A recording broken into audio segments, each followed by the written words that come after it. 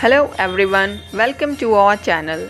आज हम माता विंध्यवासिनी के बारे में चर्चा करेंगे। माँ विंध्यवासिनी एक ऐसी जागृत शक्तिपीठ हैं जिनका अस्तित्व सृष्टि आरंभ होने से पूर्व और प्रलय काल के बाद तक रहेगा। यहाँ देवी के 3 रूपों का देखने का सौभाग्य भक्तों को प्राप्त होता है। पुराणों में विंध्य क्षेत्र का महत्व तपोभूमि के रूप में वर्णित है।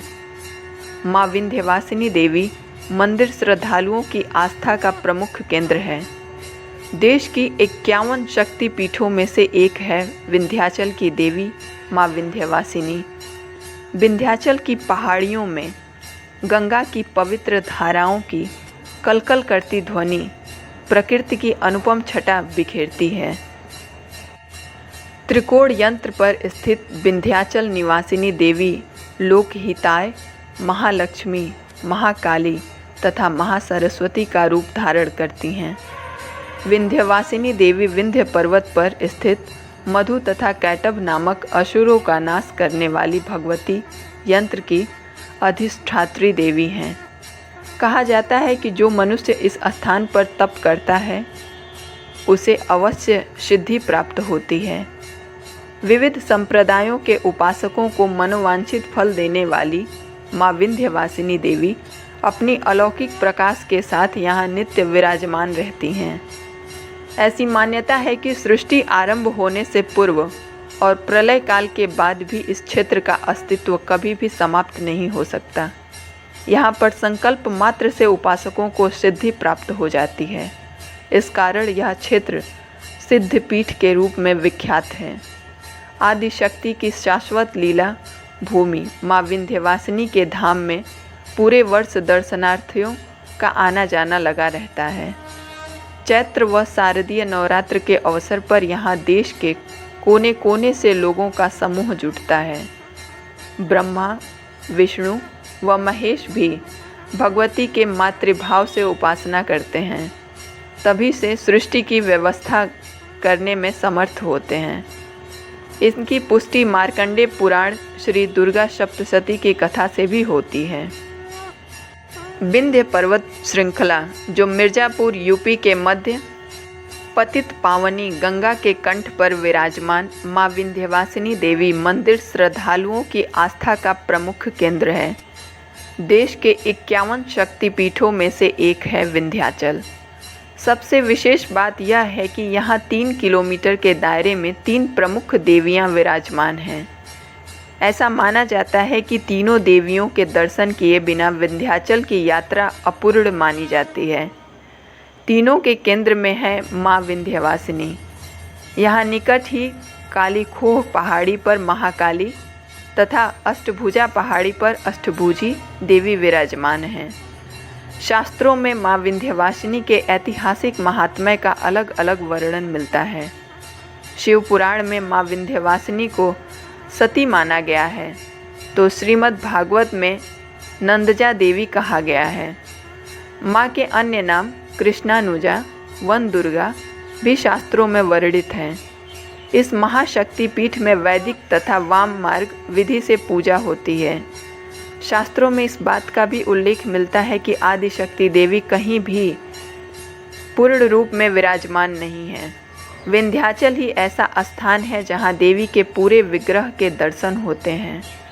शास्त्रों के अनुसार अन्य शक्तिपीठों में देवी के अलग अलग अंगों के प्रतीक रूप में पूजा होती है। लगभग सभी पुराणों में विंध्य महात्म्य में इस बात का उल्लेख है कि 51 शक्तिपीठों में माँ विंध्यवासिनी ही पूर्ण पीठ हैं।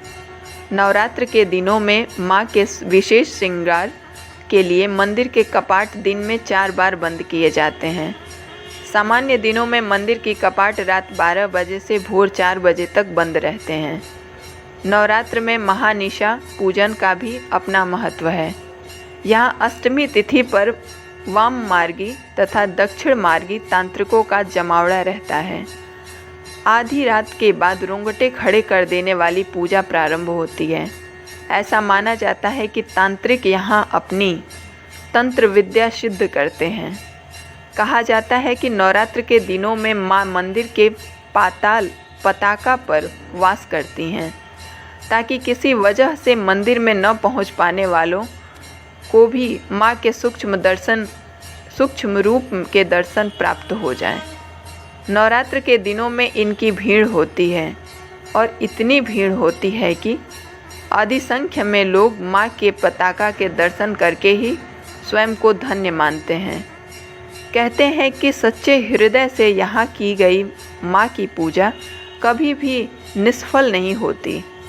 हर रोज़ यहाँ हजारों लोग मत्था टेकते हैं और देवी माँ का पूजन जय माँ विंध्यवासिनी के उद्घोष के साथ करते हैं। माता के इस धाम में त्रिकोण यात्रा का विशेष महत्व होता है। इसमें लघु और बृहद त्रिकोण यात्रा की जाती है। लघु त्रिकोण यात्रा में एक मंदिर परिसर में माँ के 3 रूपों के दर्शन होते हैं। वहीं दूसरी ओर बृहद त्रिकोण यात्रा में 3 अलग अलग रूपों में माँ विंध्यवासिनी, माँ महाकाली व माँ अष्टभुजी के दर्शनों का सौभाग्य भक्तों को प्राप्त होता है।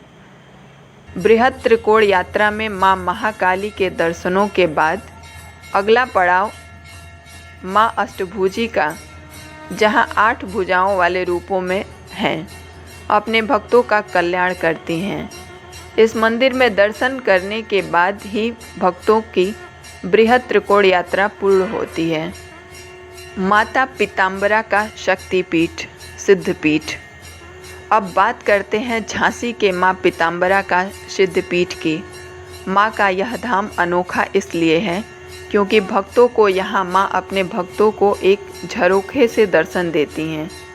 माँ पीताम्बरा शत्रुओं को परास्त करने वाली, विजय का वरदान देने वाली, मुश्किलों को हरने वाली माँ, इस सिद्धपीठ की विशेषता ही यही है। इस सिद्ध की विशेषता यह है कि यहाँ से कोई भी खाली हाथ नहीं जाता। यहाँ कोई पुकार कभी अनसुनी नहीं रह जाती। राजा हो या रंक, माँ के नेत्र सभी पर एक समान कृपा बरसाते हैं। माँ पीताम्बरा यह सिद्धपीठ मध्य प्रदेश के झांसी के दतिया जिले में स्थित है, जिसकी स्थापना 1935 में परम तेजस्वी स्वामी जी के द्वारा की गई। माँ पीताम्बरा का जन्म स्थान, नाम, कुल आज तक रहस्य बना हुआ है। माँ का यह चमत्कारी धाम स्वामी जी के तप के कारण ही एक सिद्धपीठ के रूप में देश भर में जाना जाता है। चतुर्भुज रूप में विराजमान माँ पीताम्बरा के एक हाथ में गदा, दूसरे में पाश, तीसरे में वज्र और चौथे हाथ में उन्होंने राक्षस की जिह्वा थाम रखी है। भक्तों के जीवन में माँ के चमत्कार को आए दिन घटते बढ़ते देखा जा सकता है, लेकिन इस दरबार में भक्तों को माँ के दर्शन के एक छोटी सी खिड़की से ही होती है। दर्शनार्थियों को माँ की प्रतिमा को स्पर्श करने की मनाही है। माना जाता है कि माँ बगुलामुखी ही पीताम्बरा देवी हैं, इसलिए उन्हें पीली वस्तुएं चढ़ाई जाती हैं। किंतु माँ को प्रसन्न करना इतना भी आसान नहीं है। इसके लिए करना होता है विशेष अनुष्ठान, जिसमें भक्त को पीले कपड़े पहनने होते हैं, माँ को पीली वस्तुएं चढ़ाई जाती हैं और फिर मांगी जाती हैं अपनी जो भी मनोकामनाएं होती हैं। कहते हैं विधि विधान से यदि अनुष्ठान कर लिया जाए तो माँ जल्द ही पूरी कर देती हैं भक्तों की सभी मनोकामना। माँ पीताम्बरा को राजसत्ता की देवी माना जाता है और उसी रूप में भक्त इनकी आराधना करते हैं। राजसत्ता की कामना रखने वाले भक्त यहाँ आकर गुप्त पूजा अर्चना करते हैं। माँ पीताम्बरा शत्रुनाश की अधिष्ठात्री देवी हैं तथा राजसत्ता प्राप्त में माँ की पूजा का विशेष महत्व होता है। मंदिर में माँ पीताम्बरा के साथ ही खंडेश्वर महादेव और धूमावती के दर्शनों का भी सौभाग्य प्राप्त होता है। मंदिर के दाईं ओर विराजते हैं खंडेश्वर महादेव, जिसकी तांत्रिक रूप में पूजा की जाती है। महादेव के दरबार के बाहर निकलते ही दर्शन होते हैं 10 महाविद्यालयों में से एक माँ धूमावती के। सबसे अनोखी बात यह है कि भक्तों को माँ धूमावती के दर्शन का सौभाग्य केवल आरती के समय ही प्राप्त होता है। क्योंकि बाकी समय मंदिर के कपाट बंद ही रहते हैं। माँ के वैभव से सभी की मनोकामना पूरी होती है। भक्तों को सुख, समृद्धि और शांति प्राप्त होती है। यही वजह है कि माँ के दरबार में दूर दूर से भक्त आते हैं, माँ की महिमा गाते हैं और झोलियों में अपने खुशियाँ समेटकर अपने घर ले जाते हैं। जय माँ विंध्यवासिनी।